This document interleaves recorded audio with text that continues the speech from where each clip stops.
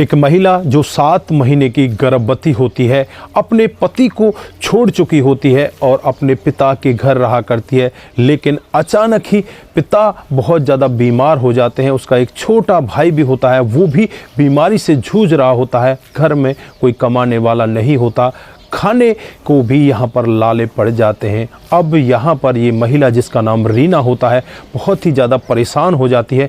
परेशान होकर फिर वो नौकरी की तलाश में चली जाती है और एक जगह इंटरव्यू देने के लिए जाती है। जब वहाँ पर वो दरवाज़ा खोलकर उस कमरे के अंदर पहुँचती है तो सामने जो बैठा होता है उसे देखकर एक बार के लिए चौंक जाती है।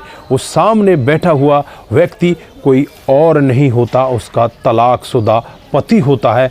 दोस्तों, यहाँ पर ये रीना अपनी आंखों में आंसू भर लाती है और उसके बाद जो तलाकशुदा पति यहाँ पर उसके पेट की तरफ नज़र फिराकर देखता है और उसके बाद जो यहाँ पर होता है कभी किसी ने कल्पना भी नहीं की थी। अगर आप लोग भी पूरे मामले को डिटेल से जानना चाहते हैं तो वीडियो को ज़रा सा भी स्किप ना करें, लास्ट तक वीडियो को ज़रूर देखिएगा। दोस्तों, आगे बढ़ने से पहले हमारी वही रिक्वेस्ट की जो हमारे चैनल के साथ नए हैं कृपया करके चैनल को फॉलो कर लें, बेल आइकन को जरूर प्रेस करें। नमस्कार, जय हिंद। आप देख रहे हैं APH न्यूज़ राहुल रावत के साथ। दोस्तों, आज की जो हकीकत की घटना आप लोगों को बताने जा रहा हूं, उत्तर प्रदेश के एक छोटे से गांव की हकीकत की घटना है। पर रीना नाम की एक लड़की जो देखने में बहुत ही ज़्यादा खूबसूरत होती है, पढ़ी लिखी होती है, अपने माता पिता और भाई के साथ बड़े आराम से रहा करती। अब माता पिता को लगने लगता है कि इसकी क्यों ना शादी कर दी जाए। तो उसके लिए एक लड़के को देख लिया जाता है जो पड़ोस के ही गाँव का रहने वाला होता है, जिसका नाम बंसीलाल होता है। दोस्तों, बंसीलाल देखने में बहुत ज़्यादा सुंदर होता, धन दौलत की बंसीलाल के पास कोई कमी नहीं होती। फिर यहाँ पर इन दोनों की शादी तय कर दी जाती है। रीना और बंसीलाल की शादी हो जाती है। शादी होने के बाद रीना अपनी ससुराल में चली जाती है। वहाँ पर बड़े आराम से रहती, अपने सास ससुर का बड़ा ख्याल करती। लेकिन जो बंसीलाल होता है उसकी आदतें बहुत ही अलग होती हैं। वो ज़्यादातर रात को लेट आया करता, कई बार वो जुआ खेल कर आया करता तो कई बार वो शराब पीकर आया करता। दोस्तों, इसी तरह से यहाँ पर धीरे धीरे करके समय बीतने लगता है और जो यहाँ पर इसकी पत्नी होती है वो गर्भवती हो जाती है। अब यहाँ पर इस सब के बारे में ना तो पत्नी को पता होता ना ही पति को पता होता, क्योंकि अभी ज़्यादा दिन की वो गर्भवती नहीं, लगभग 1 महीने की ही वो गर्भवती होती है। अचानक एक दिन रीना के जीवन में इतना बड़ा पहाड़ टूट पड़ता है कि यहाँ पर जो उसका पति होता है, पता नहीं उसे इतना ज़्यादा गुस्सा क्यों आ रहा था, यहाँ पर वो अपनी पत्नी को धक्के मारकर घर से बाहर निकाल देता है और कहने लगता है कि तू मेरे लायक है ही नहीं, मैं तुझे पसंद नहीं करता, मैं तुझे साथ रह ही नहीं सकता, तू यहाँ से चली जा, मैं तुझसे तलाक लेना चाहता हूँ। दोस्तों, अब यहाँ पर रीना करे तो क्या करे, वो वहाँ से उठकर सीधे अपने मायके में आ जाती है और वहाँ पर अपने माता पिता के साथ रहने लगती है। कुछ ही दिन का समय बीतता है। कुछ दिन के बाद जो उसकी माँ होती है वो अचानक बीमारी के चलते हुए इस जहाँ को छोड़कर चली जाती है। अब रीना पर परेशानियों का बोझ और ज़्यादा बढ़ने लगता है। धीरे धीरे करके इसका पेट भी बढ़ने लगता है। लगभग 5 महीने की ये गर्भवती हो चुकी होती है। दोस्तों, उसके बाद अब यहाँ पर जो उसके पिता होते हैं वो बूढ़े होते हैं। भाई यहाँ पर बीमार रहने लगता है। अब पिता और भाई की भी जिम्मेवारी इस लड़की के ऊपर आ जाती है। दोस्तों, इधर इसका बढ़ता हुआ पेट, इधर इसके शरीर में कई तरह की परेशानियाँ, इस तरह से यहाँ पर ये परेशान रहने लगती है। परेशान रहते हुए अब यहाँ पर ये नौकरी की तलाश में इधर उधर घूमने लगती है। घूमते घूमते लगभग इसे 1 से 1.5 महीने का समय बीत जाता है। कोई भी ऐसी हालत में इसे नौकरी देने के लिए तैयार नहीं होता, क्योंकि यहाँ पर ये गर्भवती होती है। सभी को लगता है कि ये तो बीमार ही रहेगी, इसको क्या ही नौकरी देंगे, ये क्या ही हमारे पास में काम करेगी। हर कोई यहाँ पर इसे नकार दिया करता और यहाँ पर ये चुपचाप अपने घर आकर अपने आंसुओं के साथ रहने लगती। दोस्तों, इसी तरह से धीरे धीरे करके समय बीतने लगता है। एक दिन अखबार में ये रीना देखती है कि एक कंपनी है वो बहुत ही अच्छी हायरिंग कर रही है, पढ़े लिखे लोगों की उसको ज़रूरत है। वो यहाँ पर उम्मीद लेकर जाती है कि शायद यहाँ पर मेरा काम हो जाए।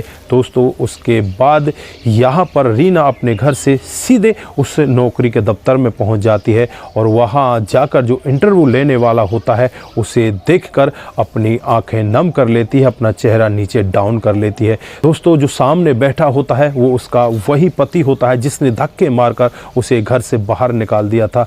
अब यहाँ पर सामने रीना उसे देखती है तो वो भी रीना को देखते कहने लगता है कि रीना तुम यहाँ पर कैसे। तो यहाँ पर वो कहती है कि मुझे नौकरी की ज़रूरत है। तो यहाँ पर वो कहता है कि आपको नौकरी मिल जाएगी, आप टेंशन ना करो, तुम यहाँ पर बैठो। और ये बच्चा किसका है? तो वो कहती है कि ये बच्चा तुम्हारा ही है।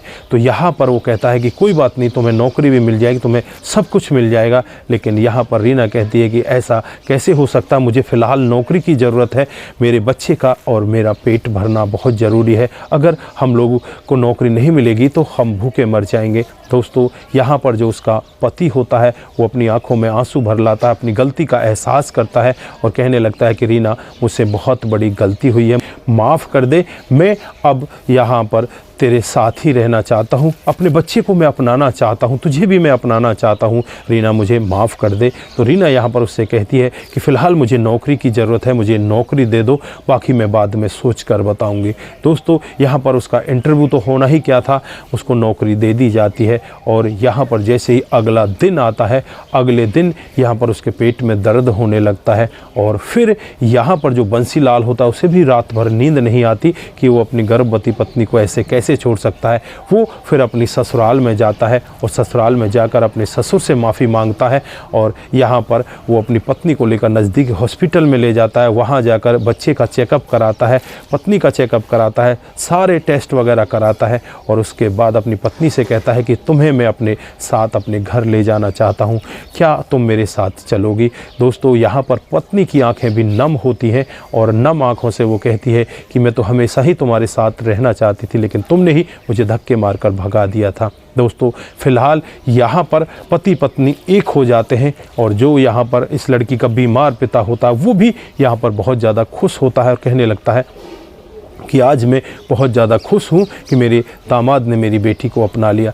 यहाँ पर जो दामाद होता है बंसीलाल, वो इतनी बुरी तरह से टूट चुका था, अब यहाँ पर इन घर वालों का खर्चा भी उठाने लगता है और यहाँ पर अपनी पत्नी को तो अपने साथ ही ले जाता है। अपने घर जब जाता है तो जो यहाँ पर इसके सास ससुर होते हैं रीना के, वो भी बहुत ज़्यादा खुश होते हैं, कहने लगते हैं कि बेटा तू लौट आई, हमें बड़ी खुशी हुई है, हमारा बेटा नालायक था, उस तरह से नहीं उसे करना चाहिए था और आज अगर उसकी समझ में आ गई है तो ये भी बहुत बड़ी बात है। दोस्तों कुछ दिनों के बाद ही यहाँ पर उनके घर में एक सुंदर बेटे का जन्म होता है और बेटे के जन्म से घर यहाँ पर खुशियों से गूंज उठता है, चारों तरफ खुशियाँ ही खुशियाँ होती हैं। उसके बाद यहाँ पर इनका जीवन बहुत ही बेहतर तरीके से चलने लगता है। दोस्तों ये थी आज की एक छोटी सी कहानी। पति पत्नियों के बीच में लड़ाइयाँ अक्सर हो जाया करती हैं, लेकिन ऐसी भी लड़ाई नहीं करनी चाहिए जिससे कि घर अलग ही हो जाए। इसलिए हमेशा इस बात का ध्यान रखें और लड़ाई को जल्दी से जल्दी समाप्त करें और आपसी लड़ाई को समाप्त करने के बाद अपने जीवन को आगे बढ़ाएं और खुशियों से अपने जीवन को इसी तरह से भर लें। दोस्तों यहाँ पर उस व्यक्ति की आंखें तब खुलती है जब वो अपनी पत्नी को इस तरह से गर्भवती देखता है और इस हालत में वो नौकरी करने के लिए जा रही थी, तो उसका दिमाग हिल जाता है, उसकी समझ में आ जाता है कि तूने बहुत ही गलत कदम उठाए थे, अपनी पत्नी को गर्भवती करके छोड़ दिया और वो अब इस तरह से दर बदर की ठोकरें खा रही है। तो दोस्तों यहाँ पर आप लोग क्या कहना चाहते हैं, आपकी जो भी राय है एक बार कमेंट बॉक्स में ज़रूर दीजिएगा। आज के लिए बस इतना ही, फिर मिलते हैं किसी नए मोड के साथ। तब तक के लिए आप अपना ख्याल रखें, परिवार का ख्याल रखें, सतर्क रहें, सावधान रहें। दोस्तों रिश्तों की अहमियत को ज़रूर समझें। जिन साथियों ने हमारे पिछले वीडियोज़ पर कमेंट किए थे उनका नाम हम यहाँ पर बारी बारी से लेने वाले हैं। पुष्पा श्रीवास्तव जी का आता है, वो लिखते हैं बहुत ही गलत काम किया आपने, इस कहानी को हमें इतनी अच्छी तरह से बताया, आपका बहुत बहुत धन्यवाद। आपका भी कमेंट करने के लिए बहुत बहुत धन्यवाद। उसके बाद जो कमेंट आता है रतनलाल शर्मा जी का आता है, नमस्कार भाई साहब, आपकी कहानी बहुत ही अच्छी और सराहनीय होती है, आपका भी दिल की गहराई से बहुत बहुत धन्यवाद। Monu Jain ji, very nice story, आपका भी दिल की गहराई से बहुत बहुत धन्यवाद। मोमन श्रीवास्तव जी, बहुत ही गलत काम है, राम राम भाई बिहार 28 से, आपका भी दिल की गहराई से बहुत बहुत धन्यवाद। आप सभी लोग इसी तरह से हमारे साथ बने रहें, इसी तरह से अपना कामकाज करते रहें और हमें प्यार देते रहें। नमस्कार, जय हिंद, जय भारत।